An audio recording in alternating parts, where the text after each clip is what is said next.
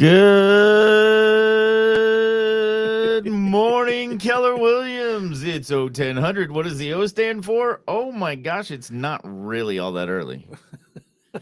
Good morning, Peter. What was the movie? It was Vietnam or something? That is my best impression of Adrian Cronauer from Good Morning Vietnam. Good Morning Vietnam. Yep. That was it. It was a good movie. Yep. So I'm just going to jump right into this because he is here. We have a very special guest with us today. I think first time he's been with us.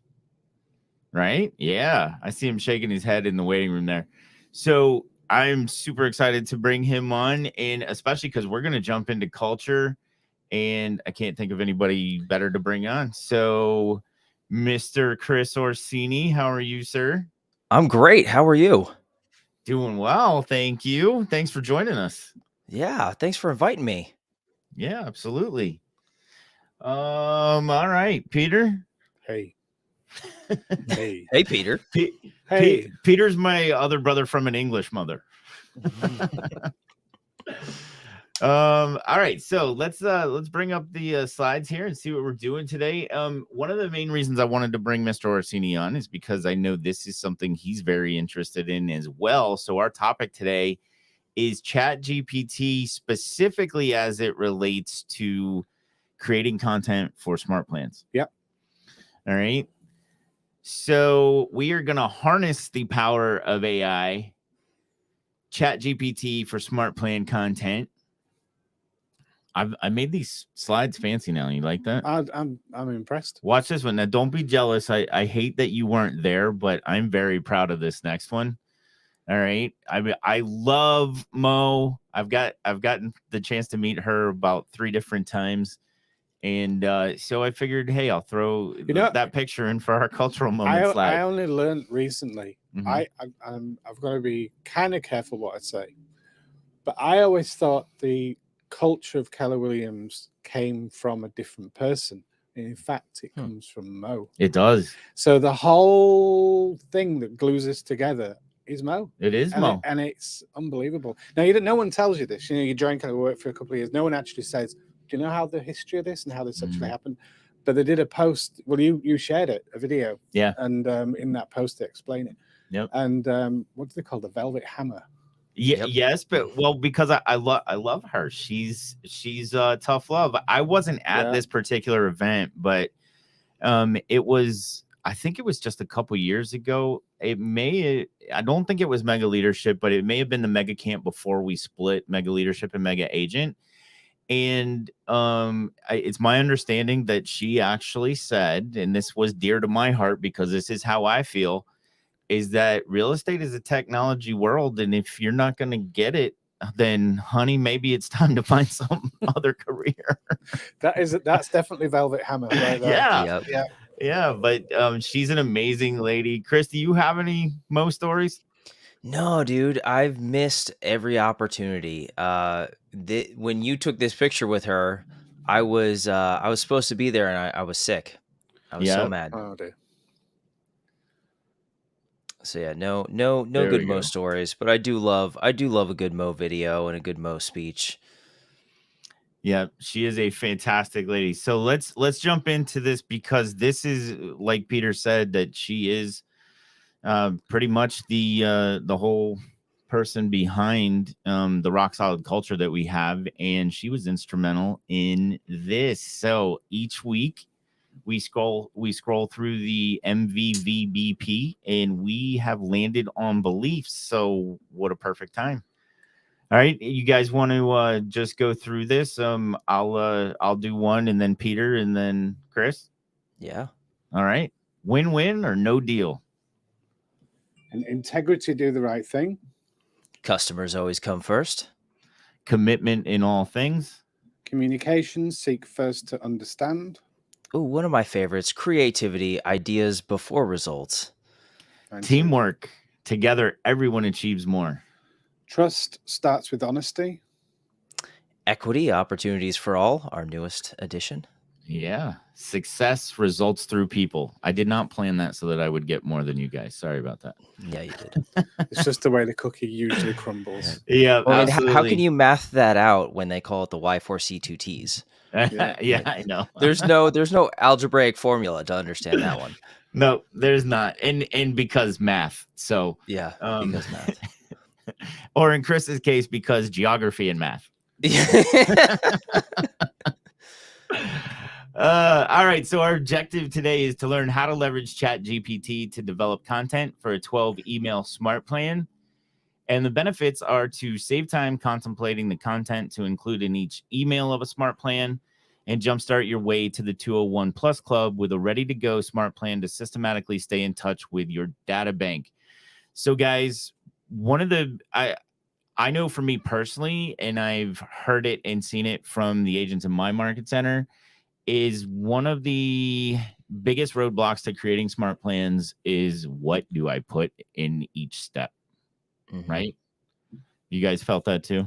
Yeah, and getting them to relate to each other, because a smart plan's a sequence of emails, and the next email has to refer to the last one sent, or else it doesn't make any sense to the consumer. Yeah. They're just random one-time emails. Yep, absolutely. So having a sequence is a really cool way of putting it together, which is something that the very, very clever ChatGPT can do, which is cool. I want to jump back here just for a minute. So if you notice, I'm going to put this in the MCTTs Unleashed Facebook group, because I have on this slide click for culture, and the way that StreamYard works, I can't actually click on that and show it to you. I'd have to share the screen, and I don't want to bounce around doing that. But I don't know if all leaders and agents realize that there is a dedicated page in Connect that has all of this stuff in one place. It is fantastic. So we're going to go ahead and link that, like I said, in the Facebook group. And then, Mr. Orsini, which one of these sticks out to you? Which one is your favorite? Oh, creativity, ideas before results. That's, well, I mean, they're all, it's like my kids, right? They're all my favorite. Right. But that one always sticks. As a creative, I always I always felt like I had to divide my creativity from work, right? Like I did food service for a while, and I fell in love with food service because I was originally doing catering, and I was able to just build these beautiful plates, and there was a creative part of it. And then as I got deeper in the food service industry, I was just a cog in a wheel, right? I was just a gear, and it sucked the life out of that for me. I don't know anybody that truly loves the food industry unless you're some rock star chef with a TV show and all kinds of shows and stuff, and that's really what you love about it at that point. Yeah. So I think we have a great opportunity to bring in creativity, and we exist in an ecosystem that encourages creativity and encourages questioning how things have been done once you've earned the right to do so. And that's the key, right? Once you've earned the right. So like the good red book tells us, the Millionaire Real Estate Agent, you have to earn the right to get creative. You need to follow the systems and models. Don't try to reinvent the wheel, because you're going to find your wheels constantly spinning and you're not going to accomplish your goals.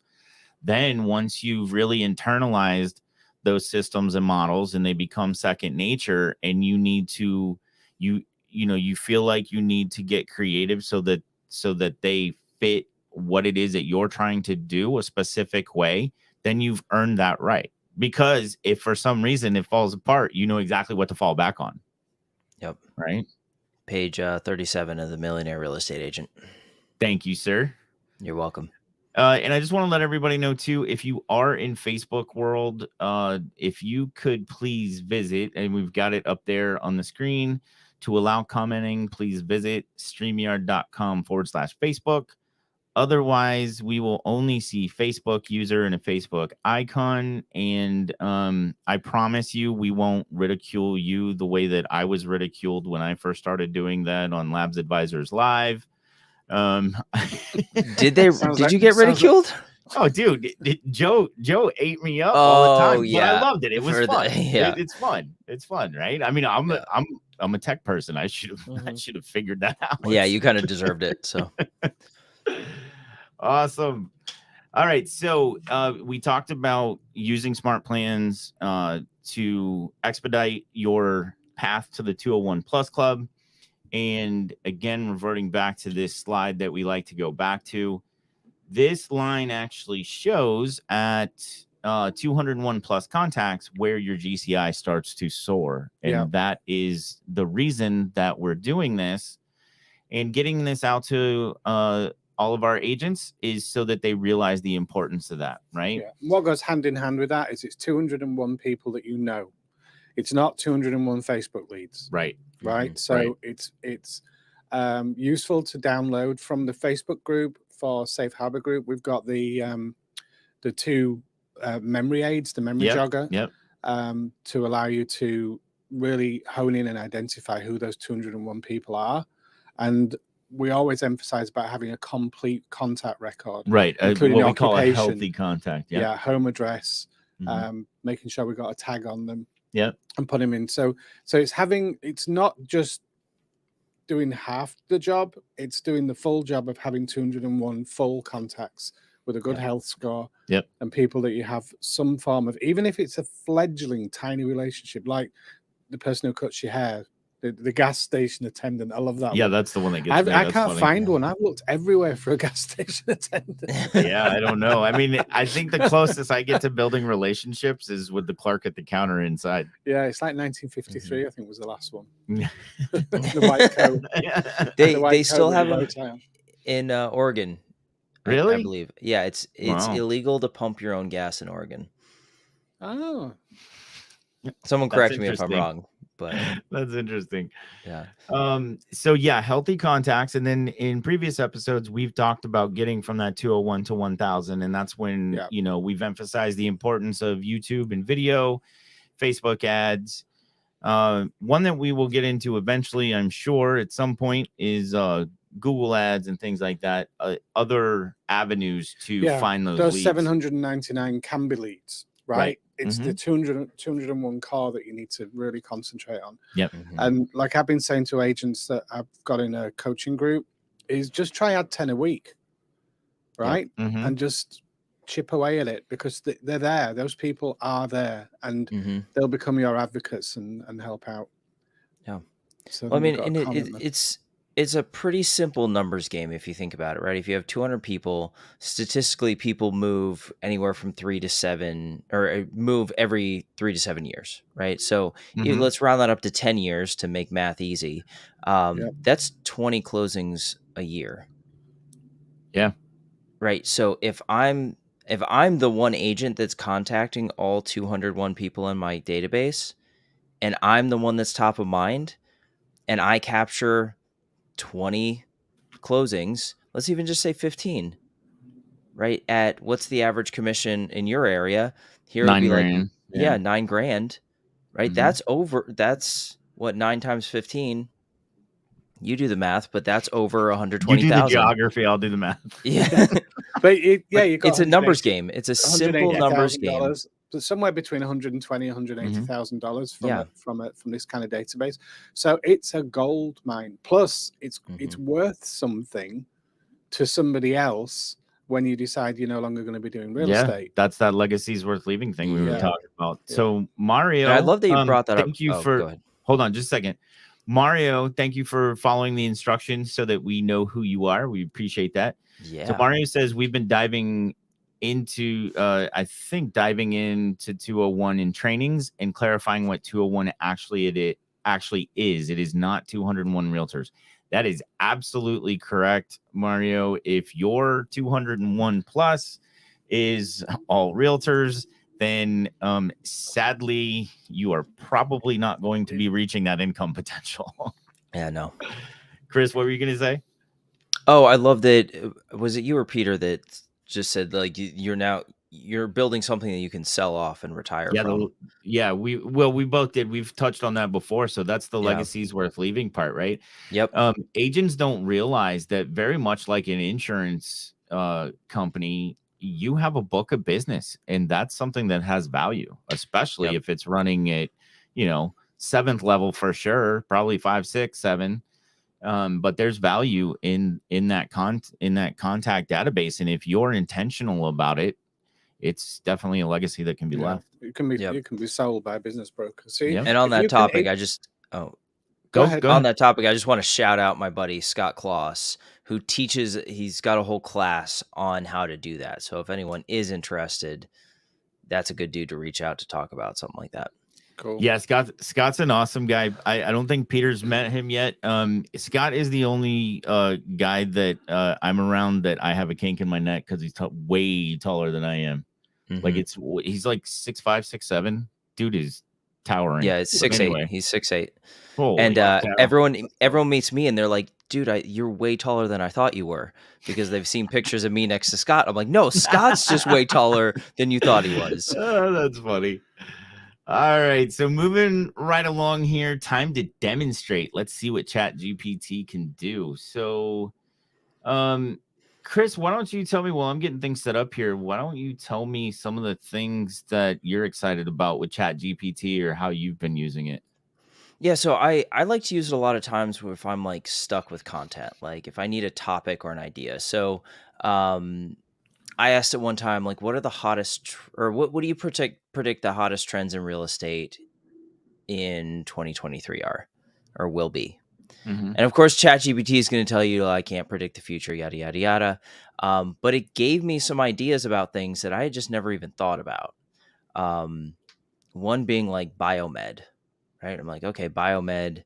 Like, yeah, that's cool, but what does that have to do with real estate? And I'm thinking, okay, well, if we've got Silicon Valley, right? That's the tech hub of the United States. We're going to end up with a biomed hub, right? And yeah, I think as agents would need to keep an eye out for that, right? These are some things that we should be aware of and be on the forefront of. And if it just so happens to be that it's our area, right, then we can capitalize on that. If it's not, then we can send out emails or send out communication saying, hey, if this is booming in this area, I have a referral network that's vast in this. If you need information on it, let me know. I can list your house, right? Like, yep. We need to be the first ones on these trends. And I mean, we could just come up with these ideas just straight off of ChatGPT. Yeah. So, I have a serious question. If anybody knows the answer to this, is Silicon Valley in California really as important as it used to be? Because it seems to be there's a Silicon Valley East, which is right in the same hometown as KWRI. Yeah, it's a lot of the tech is moving to Austin. Yep. Yeah. Austin's like Silicon Valley 2.0 right now. That's right. That's right. Peter, what? Yeah, I know we're going to jump into some specific things, and I'll just mention this real quick and let you kind of explain it. But one of the things that is Peter has been diving into that I'm aware of that is fascinating is prompt engineering. So specifically, well, I'll let you talk about that. Yeah, so the model's been written to be treated quite harshly, right?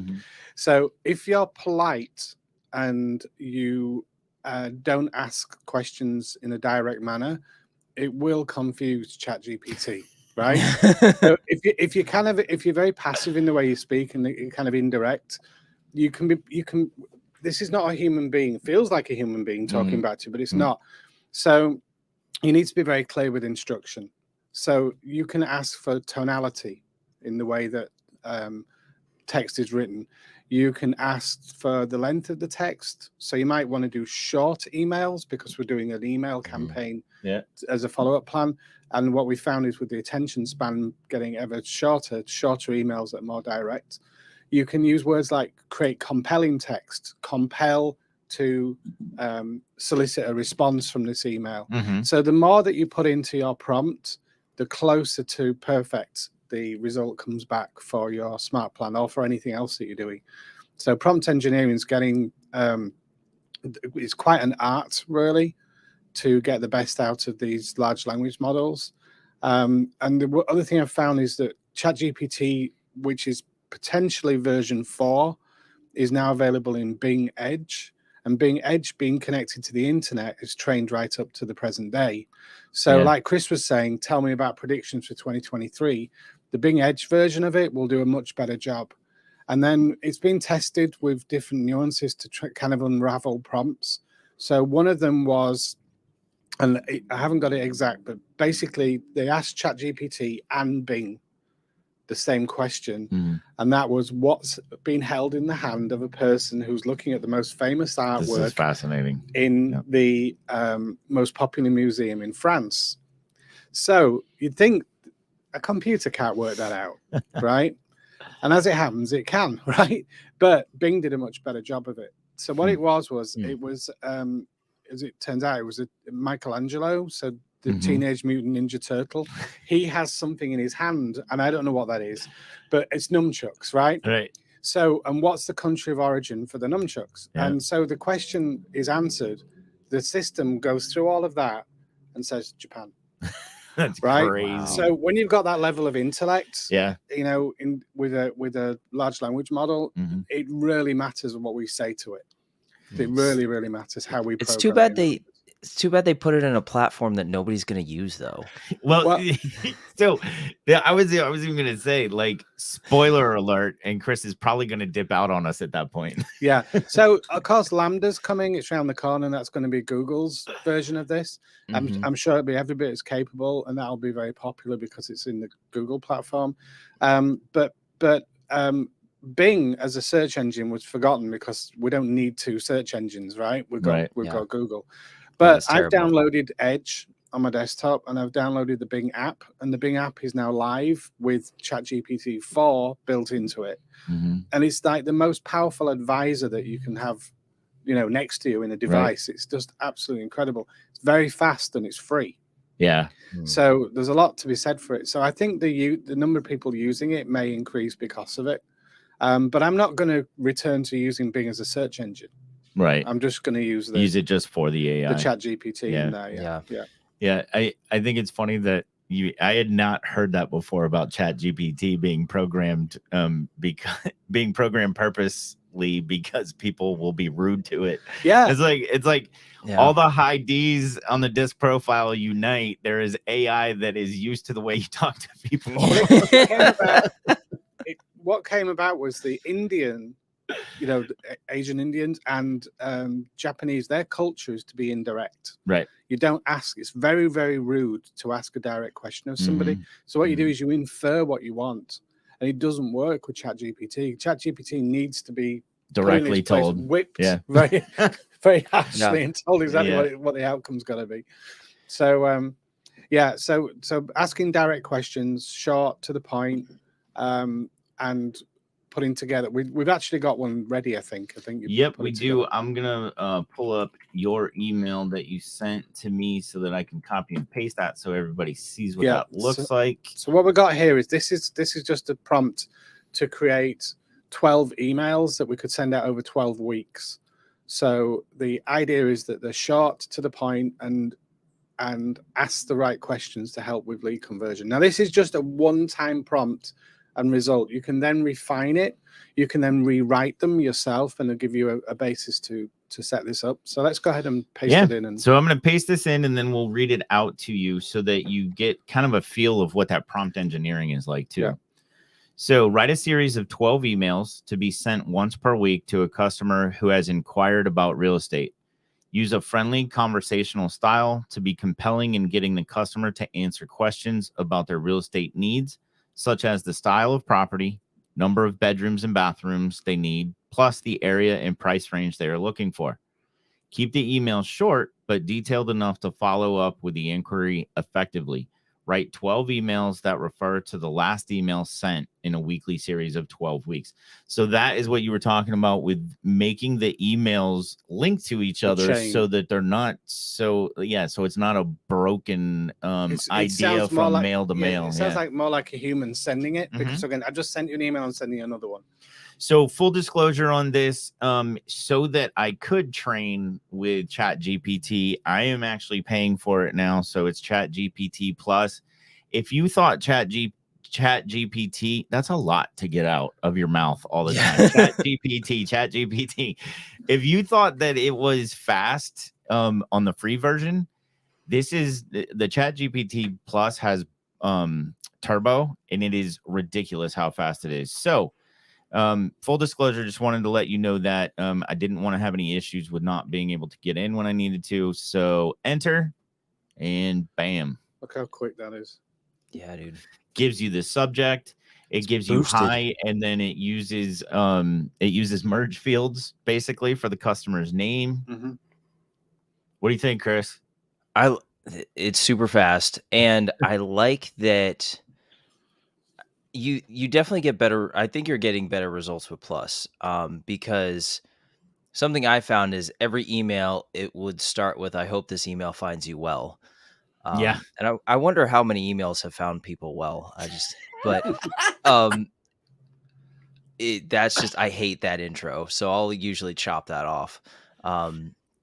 These seem, I haven't seen it once in this yet, but yeah, this is incredible. Let's go ahead and review a few of them at the top. Well, hold on, because this is something that I noticed as I was playing with it last night and trying to experiment with exactly how it's working. So you see how it stopped, right? Yeah. Mm-hmm. All I have to do is type in continue. Yeah, it does 2,400 words at a time. Yeah. So I do continue. And it believe actually picks up right where it broke off. Wow. And then it continues. Yeah, it's just like a block of data it's sending. I think that's not to do with the intelligence of the software. I think it's to do with the communication between the API, between Got you. us seeing the data coming in. It sends in like packets. I think they call it packets of data. But it's so fast. I mean, a human could not do this. Well, the problem with humans is we get caught up in what do I say? Yeah. You know, and now you don't have to think about it. And ultimately, when we're thinking about how we're using this for real estate, it's to save time and money. And the more we sit around trying to develop content for emails and text messages and smart plans and stuff like that, it's wasted money that we could be, in our top 20%. Yeah. Yep. So it has thrown up an error on this one. So email 12 doesn't make any sense. This is ChatGPT hallucinating.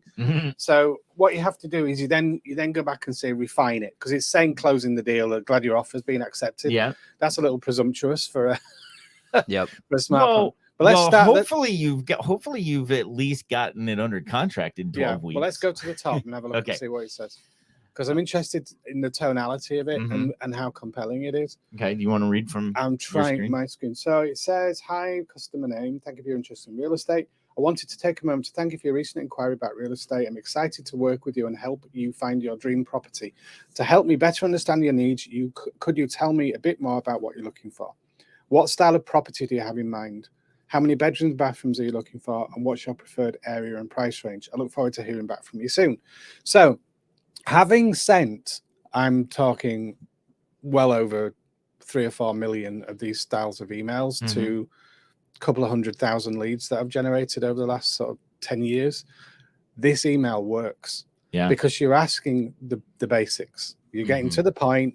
There's no fluff. "Hi, I'm a realtor and I'm perfect and I'm going to be able to help you and I'm this, I'm that." It's like, what do you need? It's about the person. Absolutely. Yeah. And I love that you bring that up. And Peter was being a little bit funny there to express the point that when you're doing this, they don't care about, that you're a realtor, you sold 14 million homes or whatever. Yeah, that you're top listing in the month. I mean, that's December. Right. Coming from contribution. The point of this is to reach out to them so that they want to respond to you. And if it's all me, I, then the tune out pretty quick. I mean, those things are important in your marketing and in your bio. They're important to have out there, but not in an email that you're trying to find out information. Yeah. Sorry, Chris, I spoke over you. Yeah, no, here's the thing with that. And I get on a soapbox about this, and I'm proud of every agent for, all their awards, their home snap thing that everyone gets, your bold trophy thing, but nobody cares. Like, your consumers don't care. That what they care is what you can do for them. Yeah. Right. And I even had someone push back on me. They're like, "Well, wouldn't you as a consumer want to know that this person is successful?"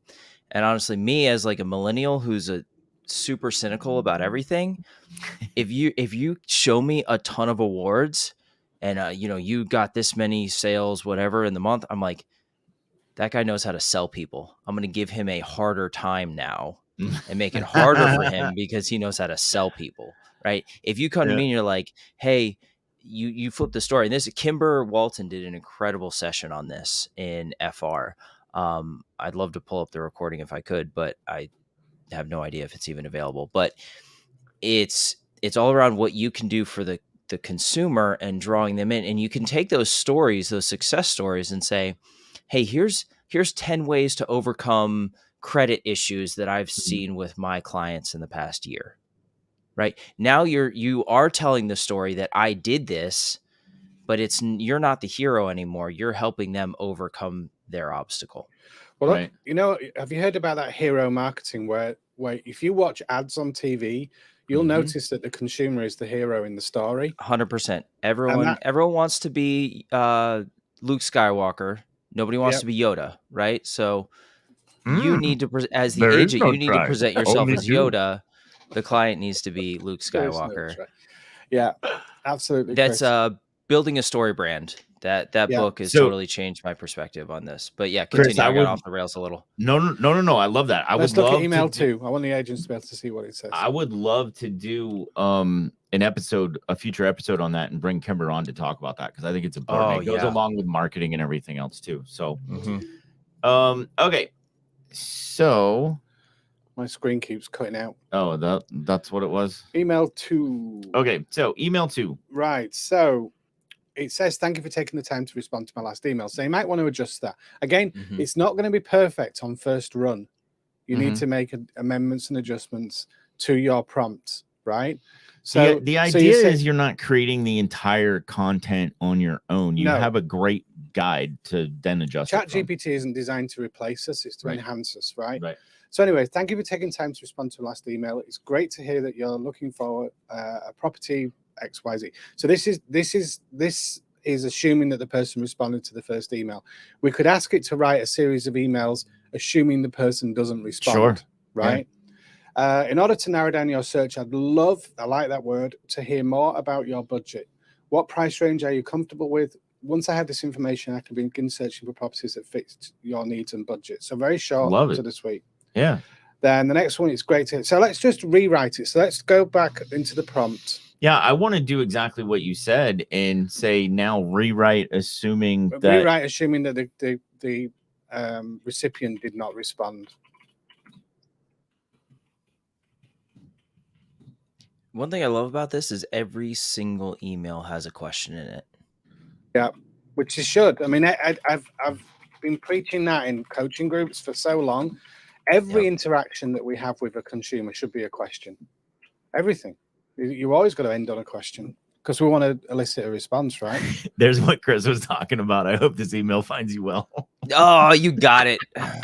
Did it do it? Oh, and it's doing it again. Well, again, you can say don't do it. You can say don't put that in. Now, you know why it does that? It's because of all the emails that have ever been written by us human beings, the large language model has recognized that that's a very, very common way for humans to talk to each other. I hope this email finds you well. Now, Chris, I have to say, you with love, right, Chris? Yeah. You do have pet peeves. I've noticed you have a series of those pet peeves. We all have a pet peeve. Oh, dude, but I think you might have a larger collection of pets than the average. You're the peeve lady.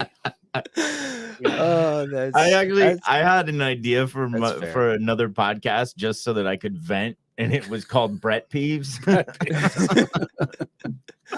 It's a good idea. But yeah, I mean, it's because we see things so often. A consumer wouldn't balk at it too much, I don't think, if someone asking how you're doing. No. What was the second email in this one? Yeah, so the second email, and it's funny that the only reason that came in is because we specifically said to assume that they're not answering between emails. Okay, so it does say last spoke, which is fine. I wanted to remind you that I'm here to help you with your property search whenever you're ready. I like that. So it's not being pushy. It's on your timeline. Yep. To help me better understand your needs, could you let me know what style of property, number of beds? So it's going back to the asking questions.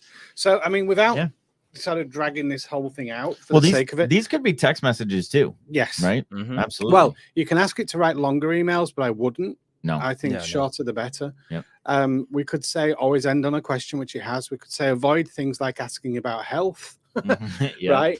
Which really, it is a bit cheesy. I agree with Chris on it. it sounds very British as well, I have to say. A lot of British emails, the British business language is all about how are you doing? How are you? I hope I find you well this merry morning. So it sounds better coming from an Englishman and that kind of languge. Yeah, it's where it comes from. It's kind of we need to preface all these emails with please read in an English accent. Yes, no doubt. That's why I wanted Peter to read them. Okay, so I actually put the prompt in to please. Let me see what I said. Rewrite avoiding asking how recipient is doing. Okay, good. Per Chris Orsini. And so you can see it's taken that out, and I actually like these much better. What did they say there? Are you with Chris Orsini at the moment? No, that's amazing. I know, right? So like that, before we start looking at properties in earnest, I want to remind you of the importance of getting pre-approved. I love it. So you're not getting a response. It keeps driving the importance of what the process looks like. This is fascinating. Yeah, it really is. So this input combined with human editing, I think, can create a very, very good smart plan from scratch. Yep. But you know what I really like about this? Large language models do not copy and paste.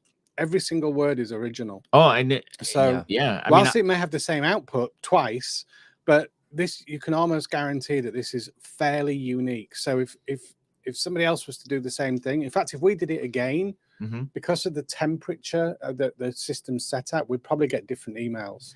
I've mentioned this before, that I've taken what the output from ChatGPT and run it through a plagiarism detector, and it's been 100%. And I've done that about 5 times. 100% authentic, unique. There are AI detectors out there now, though. Right. That you can drop it into. I don't know how those work, but I don't either. That was something that Janelle the Tech brought up that I thought was fascinating when she was on here for our family reunion recap. And that was a place I hadn't taken it yet to even start thinking about. But yeah, she was getting into like Google crawlers so that you don't get SEO hits and things like that. Yeah, but that again's completely not. It doesn't matter for this, no. Right? I mean, this is communication. This has nothing to do with search engine optimization. Exactly like Peter's saying. This is so that our agents can save time and money by just getting the smart plans created so that they can systematically stay in touch with those 201 plus people. Yeah. So I have written one of these and posted it into the SmartPlan library.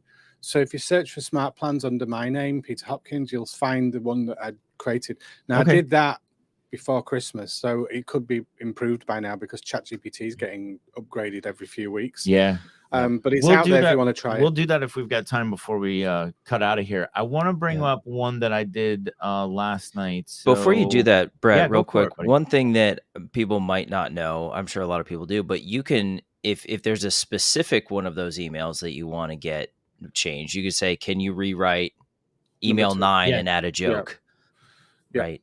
Yeah, absolutely. You can do that. So dude, perfect segue. I'm glad you stopped me for that because that goes along with what I was doing last night. So let me show this. And I was doing, I think, is it monthly trends? So I asked for text messages, 12 text messages, and include something about the month. Let me just figure out where I put that. Those are messages.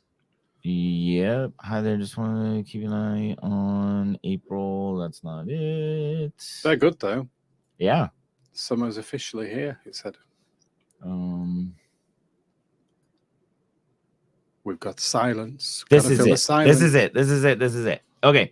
So I asked it. Here was my prompt. I said, write a series of 12 emails to be sent once per month to it.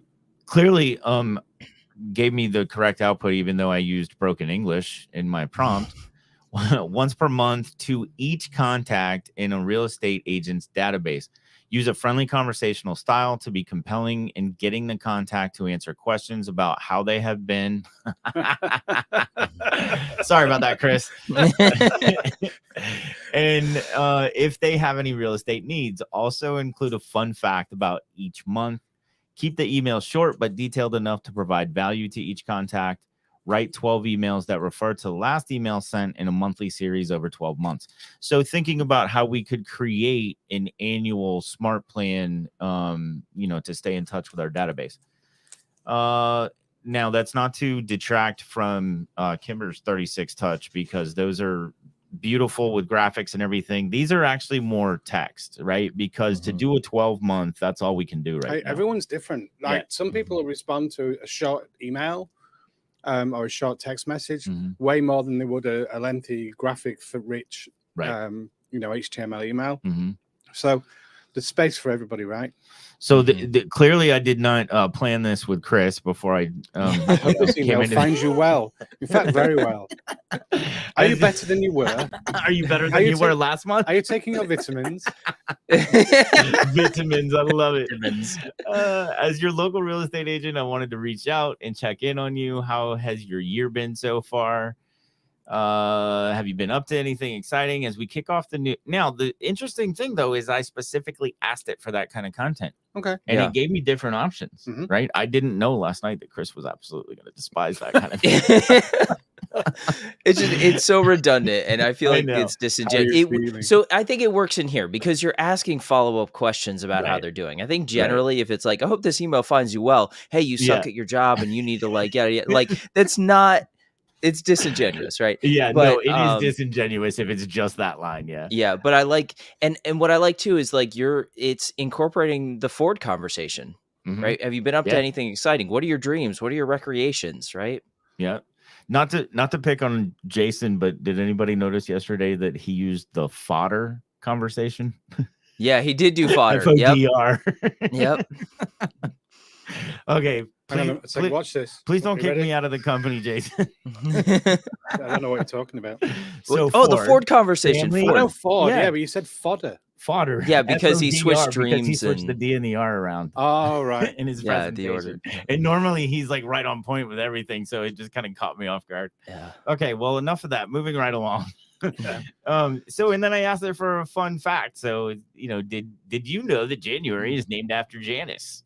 Not landing, where a lot of great bands have played, the Roman god of beginnings and endings. I look forward to hearing from you soon. So I like that. Yeah. That's adding a little nuance. That's good. Well, I didn't want to ask for a recipe. Unless it says anus, of course. Yeah. How about this, Brett? Do ask it to, instead of a fun fact, add a joke.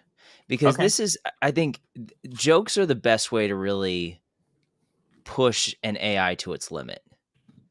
Yeah, we get to figure out the computer's sense of humor. Okay, so I'm going to put a major caveat on here, right? So remember, this is a trial product, and it can hallucinate, and it can be politically incorrect. In fact, it can be horrible sometimes, so we have to be careful. Yeah, we have no idea what the output is going to be, so Peter is giving us a disclaimer, so please bear with us. We have never done this before, and if it goes all wrong, it's Chris Orsini's fault. I take full responsibility.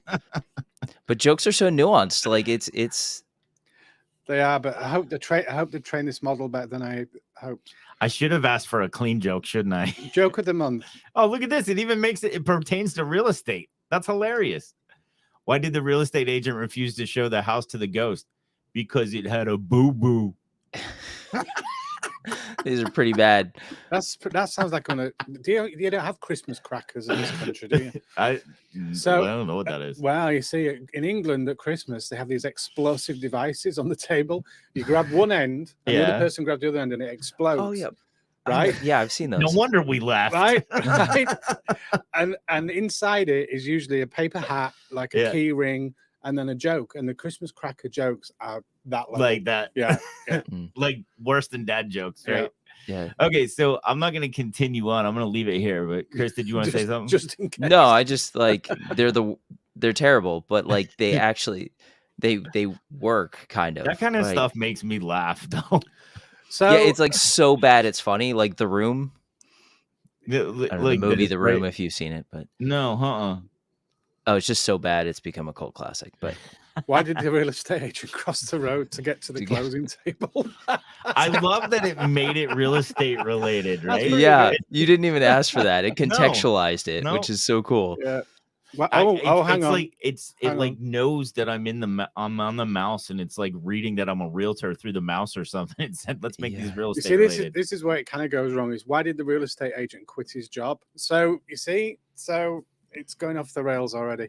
It's going to say how. I can't do that. Please don't quit. We're here to provide value so that you can be more successful. Don't listen to this computer. I can't open the door. That's funny. Yeah. So cool. We use humor with caution, of course, and really, and one absolute massive caveat to all of this is read every single word from the output before you would go ahead and publish it into a library and send it to customers, because they warn you right on the front page. It can lie, it can hallucinate, and it can be racist, right? Which is a major problem. That's crazy. So bad. Well, it's because that's a major problem, because then that calls into question who created all this stuff, but it's just pulling from the racist culture of the planet, right? So that's the problem. So they have done a lot of work to try and remove that kind of thing, but you do have to be careful with all language models, just in case, right? And it's all to do with what they call temperature. So on the new Bing, it now has 3 levels of temperature, which is like precise, kind of in the middle, and then won't stray off. Very creative. You don't want to go towards the creative side, right? With large language models. So obviously, you know, these are amazing devices. They've only been around since November for public use. This is very, very new technology, and they're warning us up front. Look, use this. We want to improve it, but if you see something you don't like, they want feedback. So you hit the don't like button and tell them why. Gotcha. And their AIs will be reading those responses and improving on it. Do we have time to show Bing? Yeah. Because Chris, did you have anything you wanted to add?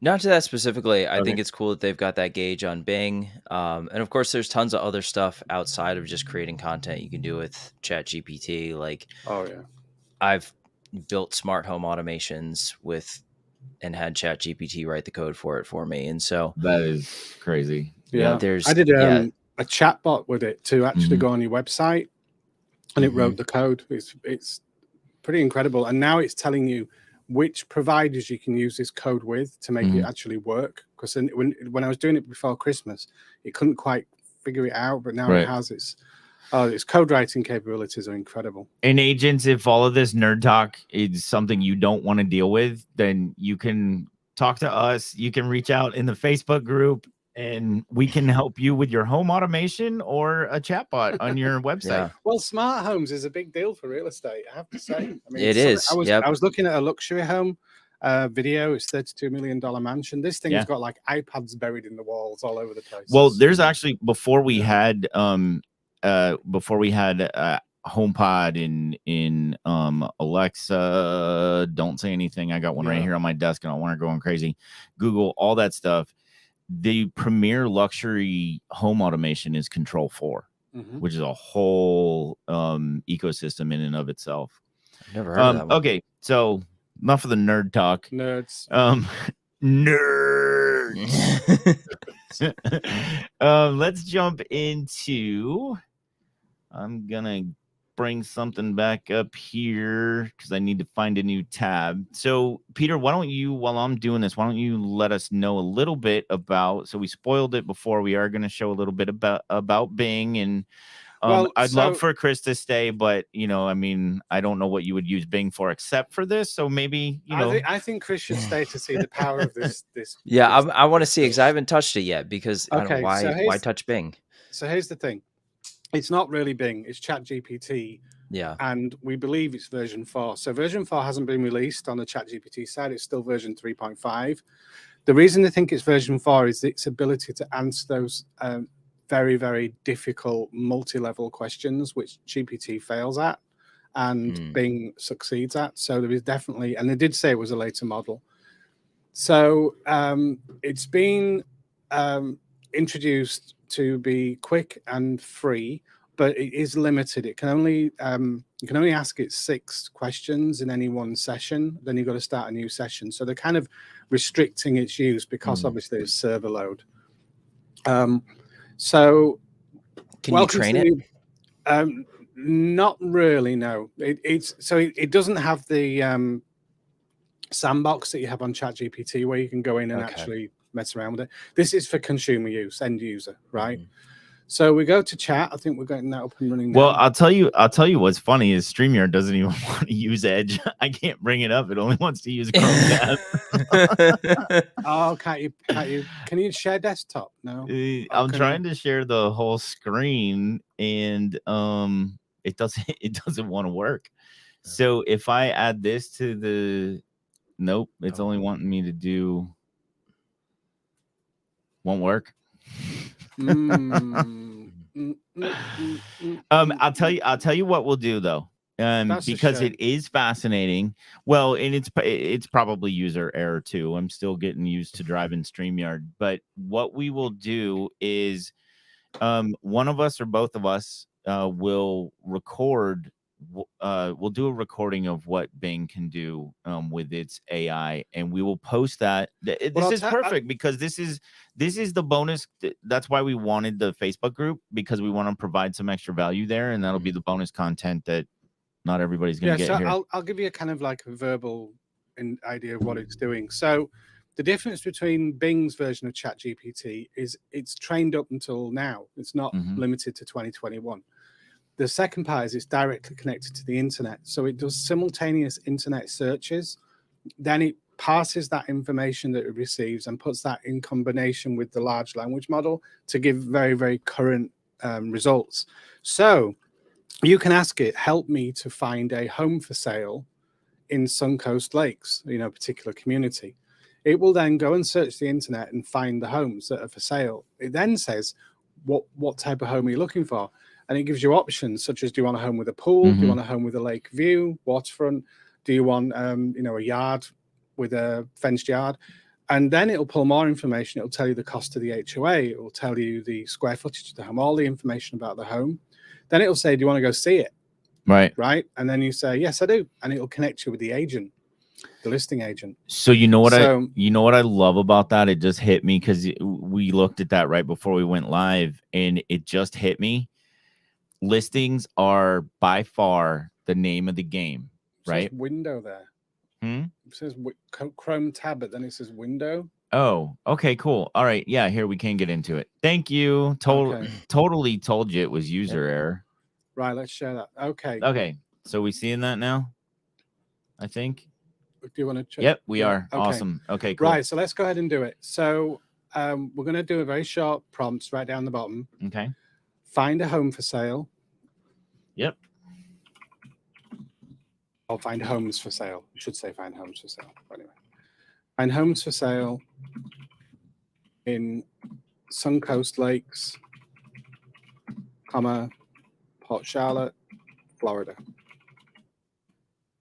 But this is like ChatGPT with the Bing iteration is acting as a real estate agent. Just that? Yep. Okay. So it's going to do 2 things. It actually tells you what it's doing as well. It's a lot slower than the plus. So you might not X out that little box there. So it's doing a search on the internet. Says it's searching. Yeah. And hello, this is Bing. I found some homes for sale in Suncoast Lakes, Port Charlotte, Florida. According to Suncoast Lakes, is a neighborhood of homes offering an assortment of styles, sizes, and prices. The average homeowners association fee is around $157 per month. Is that accurate? Yeah. Yeah. What kind of home are you looking for? How many bedrooms and bathrooms do you need? What is your budget range? And then it's giving you the options down here. Further down. Down here, yeah. Yep. So it's acting like a real estate agent. Right. It's asking you what you're looking for. So you could say, I'm looking for a 4-bedroom with pool, right? Yep. I don't know if there are any 4-bedrooms with pools for sale, but we'll find out in a second. So there are 4 bedrooms in there. There's just not currently any on, right? I mean, there's 4 bedrooms with pools in the community. Yep. I don't know if there's any actually for sale right now, but we'll find out. Here we go. A courtyard waterfront pool home located on a freshwater canal with a separate dining room, large kitchen space. Are they talking about the perimeter canal?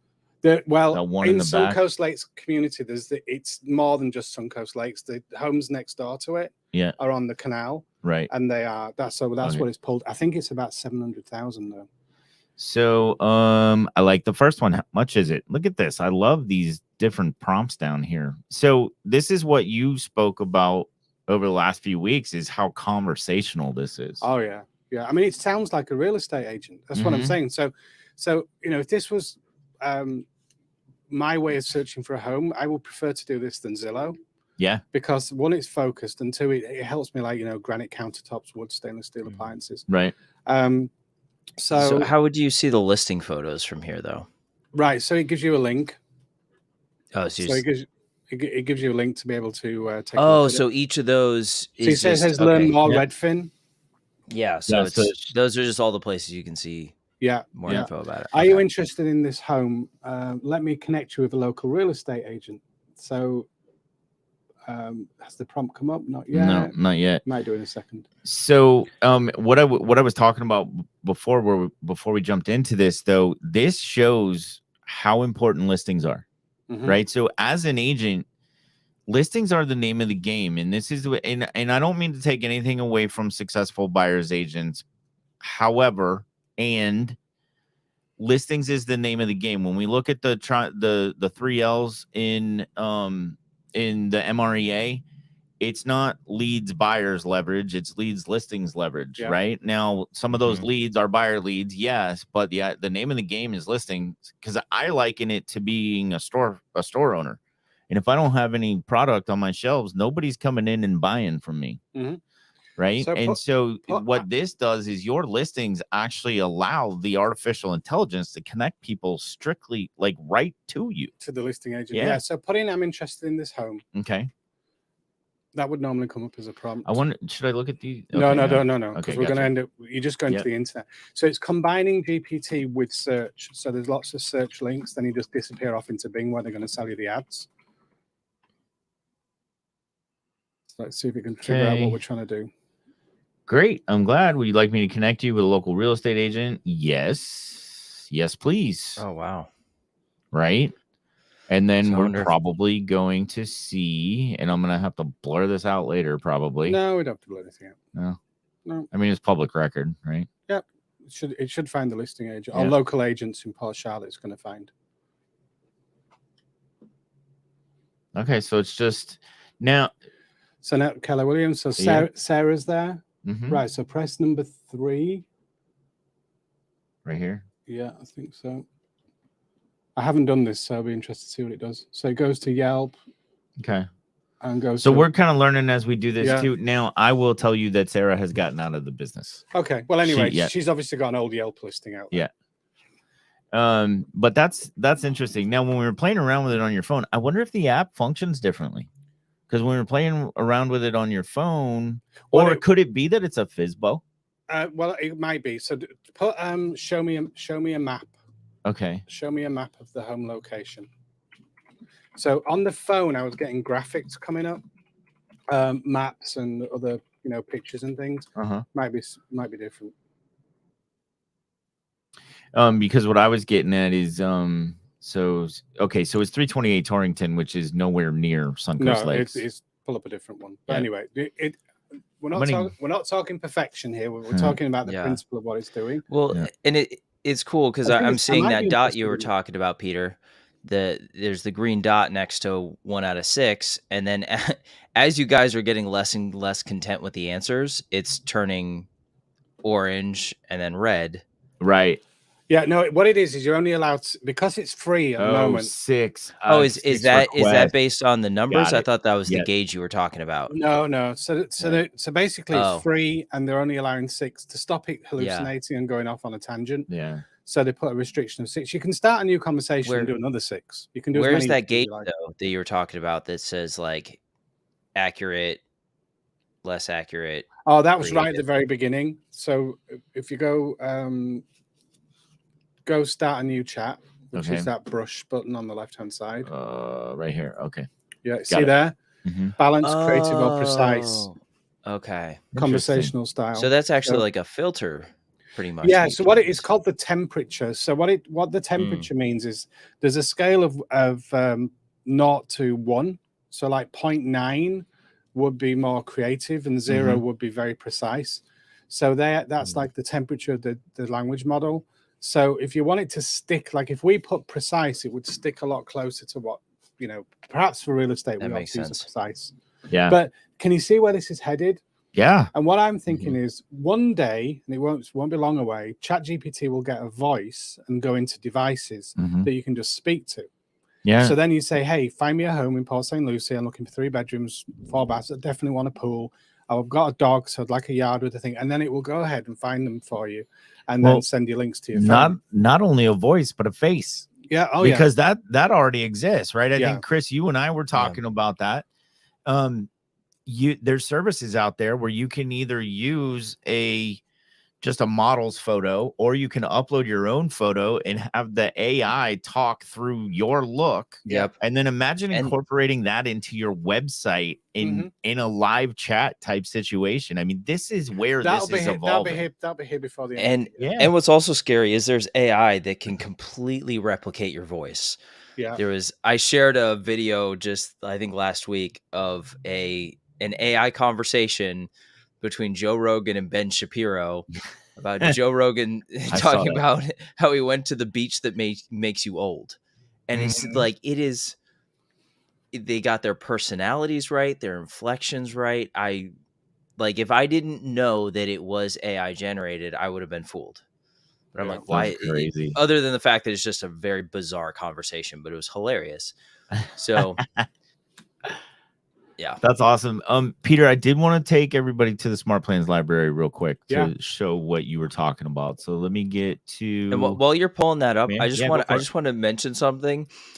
So in the middle of this stream, I got a text from Joe McHugh, completely unrelated to this because he's not even watching this. Right. And he says, and I quote, "A sure sign you use ChatGPT to write an email.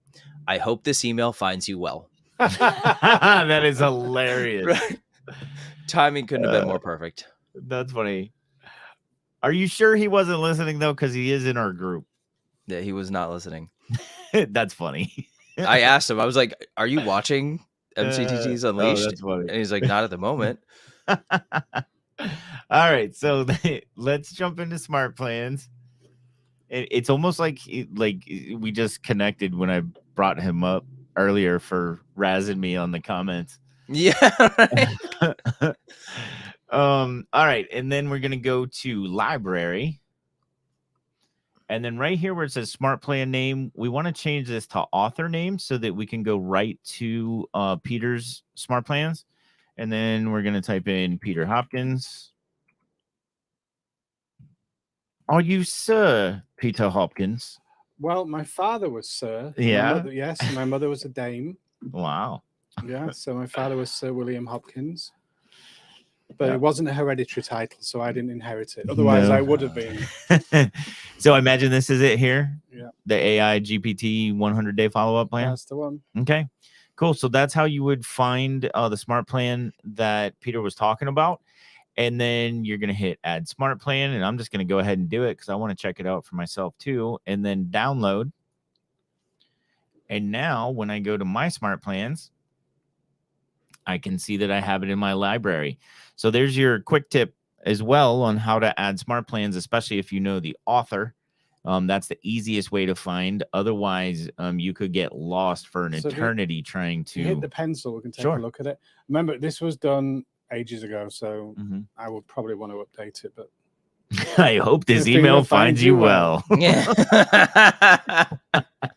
I mean, we've got to be in our bonnet about it, but I don't think a consumer would find it offensive. I don't. No. But I do agree with Chris's point that if it loses sincerity when it just starts with that, like we talked about in some of that prompt engineering, when it dug a little deeper with 2 or 3 questions, there's a little bit more sincerity there. And all I can tell you is in Britain, it wouldn't. Right. It would be expected that you ask someone's help. Yeah. So it's a cultural thing. So I noticed that you recently expressed interest in potentially moving, and I wanted to reach out to see if there's anything I can do to assist you in your search. Moving can be a daunting task, but with the right guidance and support, it can also be exciting and rewarding experience. That's where I come in. Right, then he goes on. So this one was a little more detailed that I did. Slightly longer emails, but still to the point. Yeah. There's still lots of I hope he finds well. So you're right. It's a little repetitive. Right. But how hard is it? How hard is it for me to just take that out? You can take it out right now. Right. Yeah. Yep. So, even there's a version giving you the base. If you don't want to go through the steps of building it, we've built this one for you, and you can go ahead and use it. What I would do is test it on, say, 50 contacts and see, but read every word in every email to make sure you're happy with what that content is. I'm sorry. You said test it out on 50 contacts, and I just started laughing because now I'm thinking in my head, well, what if you send it to somebody who's dead and it says, I hope it finds you well? In the afterlife. Oh man, you never know. Well, too much and fun. Something even in our culture that I found is it seems more genuine if you just cut to business up front and then end it with, I hope everything's how's well. the family doing? You know, how are you doing, kind of thing. Yeah, absolutely. Yeah. So anyway, we've hammered that point. I feel. Yeah. But I think we've provided some value today. I mean, I know that we have. I mean, even if it's just so that you can see how ChatGPT can give you the basis for your smart plans, and whether it's emails or text messages, because I can the same way that we put in the prompt engineering for emails, we can just ask it to do a series of text messages as well. Yeah. So there's one point that I would like to make in regards to ChatGPT, and I make this all the time now. We're now moving into an era where AI communication is going to be more prevalent. Therefore, like as we've demonstrated, consumers are going to get more and more cynical of any sort of text communication, right? Same. If we see, hope this email finds you well, right? We know it's AI and it's going to feel disingenuous. So you picking up the darn phone and calling your database is that much more important moving into this era. Anytime they don't see your face or hear your voice, they're going to be cynical of the communication. So you it's going to be harder and harder to passively get into emotional proximity. Yeah, so you can put video in your emails though. So you can have an email that has text, and then you can put a video in there introducing yourself as the agent, and that video can be the same for every single email you send out. Yeah, because it's the receiver is getting a unique experience. Yeah, but you're right. Authenticity is absolutely key. There's going to be more scams. There's going to be more, authentic scams. Like I can spot most scams by the bad English. Oh yeah, for sure. Well, not anymore. All they've got to do is take their bad English, stick it in ChatGPT, and say rewrite this. Right. Yeah. So, there's already scammers that hacked ChatGPT to automate scams. So of course they would. Scammers going to scam. Positive note. Yeah, we'll end on a positive note. So we've got resources within Command to run this without having to go into ChatGPT. Just check that SmartPlan out, edit it to be your own. Yep, absolutely. And the emotional proximity that Chris was talking about, that's a big one. So we could take that same SmartPlan and then after each email, put in there a task for a phone call. Right. Phone call is one of the SmartPlan steps. So, and it's as simple as, hey, did you get my email last month? Or did you get my email that went out recently? Right. So it's a super easy way because that part is easy. Just putting in that phone call creates a task for you, all that stuff. It's the content of the emails and the text messages that gets us stumped and gets us to never pull the trigger. So that's the important part. And now you know how to do it. So, Chris, thank you so much, buddy, for joining us. Always a pleasure to have you when I'm on other calls with you. And this is our first time on this one. So definitely look forward to getting you back on. Yeah, happy to jump back on, man. Thanks, buddy. And we will see you next week. Bye, everybody.